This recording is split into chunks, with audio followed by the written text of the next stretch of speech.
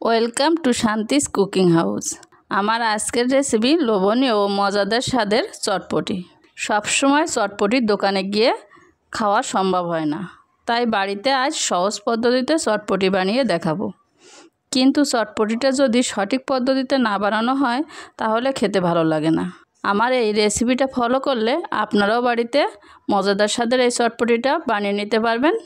আমার এই চটপটির রেসিপিটা যদি আপনাদের একটু ভালো লাগে তাহলে আমার চ্যানেলটি সাবস্ক্রাইব করে লাইক কমেন্ট শেয়ার ফলো করে আমাদের পাশে থাকবেন। চটপটি বানানোর জন্য আমি প্রথমে নিয়ে নিয়েছি মটর, আর আমি এই মটরগুলো কিন্তু সারা রাত ভিজিয়ে রেখেছিলাম।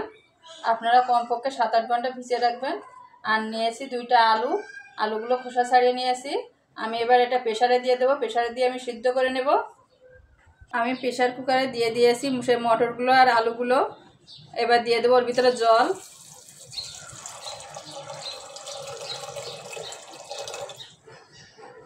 আমি জলটা দিয়ে দিয়েছি, আপনারা আপনার পরিমাণ মতো জল দেবেন, যেমন ঝোল খেতে চান।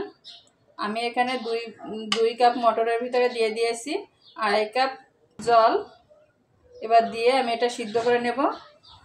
আমি ওর ভিতরে দিয়ে দিচ্ছি অল্প একটু লবণ, দিয়ে দেব অল্প করে একটু হলুদ। আপনারা হলুদ দিতে না চাইলে না দিবেন। আমি এবার দিয়ে আমি ঢাকনা আটকে সিদ্ধ করে নেব, 2টা সিটি দিয়ে নেব। ডালটা সিদ্ধ করতে দিয়েছিলাম প্রেসারে, আমি সেটা সিদ্ধ করে নিয়েছি। দেখুন আমি কেমন সিদ্ধ করেছি। চাপ দিলে গলে যাবে, কিন্তু এমনি ভেঙে মিশিয়ে যায়নি।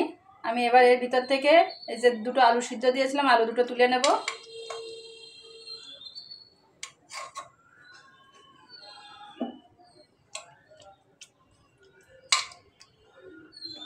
আমি প্রেসার কুকার থেকে ডালটা একটা কড়াইতে ঢেলে নিয়েছি।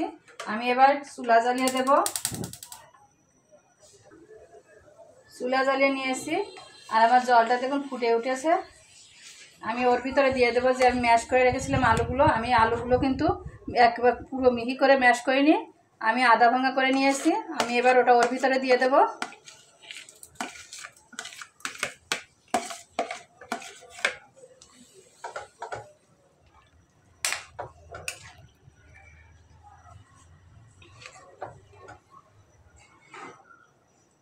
আমি আলুটা দিয়ে আর একটু সময় জাল করে নিচ্ছি।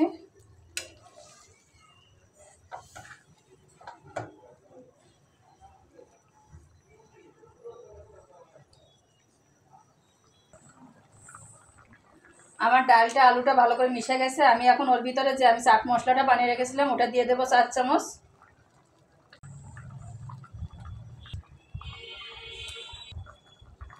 আমি 4 চামচ চাট মশলা দিয়ে মিশিয়ে নিচ্ছি। আমি যে চাট মশলাটা চটপটি মশলাটা ব্যবহার করেছি আমি এটা কিন্তু বাড়িতে বানিয়ে নিয়েছি। আর এই মশলার রেসিপিটা আমার চ্যানেলে দেওয়া আছে, আর এই ভিডিওর ডেসক্রিপশন বক্সে দেওয়া থাকবে, আপনারা চাইলে দেখে আসতে পারেন। আমি মশলাটা দিয়ে চটপটিটা বেশ একটু ফুটে উঠেছে। আমি ওই সময় দিয়ে দেবো একটু ভাজা জিরের গুঁড়া, দিয়ে আর একটু মিশিয়ে নিচ্ছি। আপনারা চটপটিটা যেমন ঝোল খেতে চান তেমন নামাবেন। আমি কিন্তু আর বেশি জাল করব না, আমি এখন বন্ধ করে দিচ্ছি চুলাটা।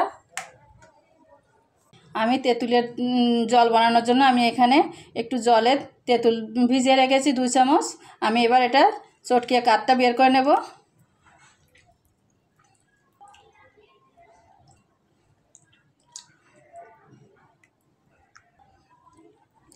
আমি তেঁতুলটা চটকিয়ে নিয়েছি, আর এইভাবে আমি এই যে তেঁতুলের যে ছোবলাগুলো আমি এগুলো ফেলে দিচ্ছি। আমি এই তেঁতুলের জলের ভিতরে আমি আরেকটু জল মিশিয়ে নিচ্ছি।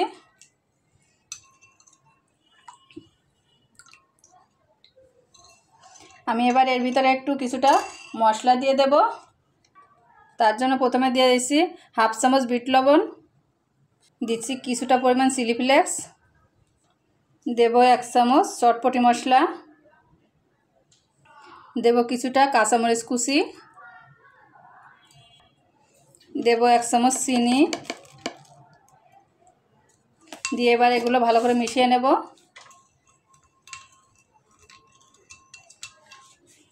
মিশানো হয়ে গেছে, আমার তেঁতুলের টকটা মেশানো হয়ে গেছে। আমি এবার এটা সাইডে রেখে দিচ্ছি। আমি একটা বাটিতে কিছুটা চটপটি নিয়ে নিয়েছি। আমি ওর ভিতর দিয়ে দেবো কিছুটা পরিমাণ পেঁয়াজ কুচি,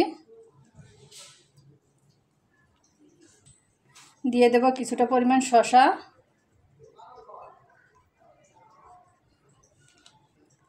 দিয়ে দেবো কাঁচামরিচ কুচি। আমি এর ভিতরে যে তেঁতুলের টকটা বানিয়ে রেখেছি আমি ওটা দিয়ে দেব কিছুটা পরিমাণ, দিয়ে আমি এবার এটা মিশিয়ে নিচ্ছি।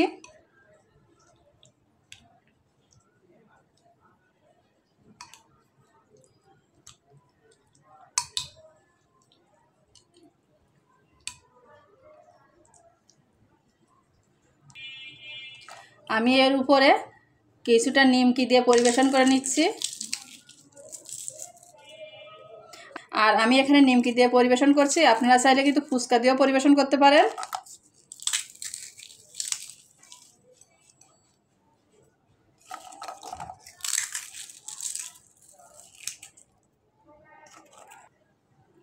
আমি এবার এগুলোই একসাথে মিশিয়ে নিচ্ছি।